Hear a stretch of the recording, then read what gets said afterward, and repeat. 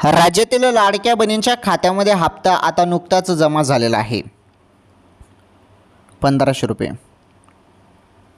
1500 रुपये जे जमा झाले ना बहिणींनो, ते पैसे आहेत ऑक्टोंबरचे.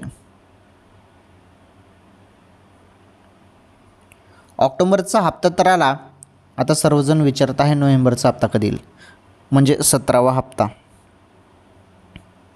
त्याबद्दलच अपडेट तुम्हाला सांगतो मी. काही नाही, 1 मिनिटाचा व्हिडिओ आहे, व्हिडिओ पूर्ण बघा.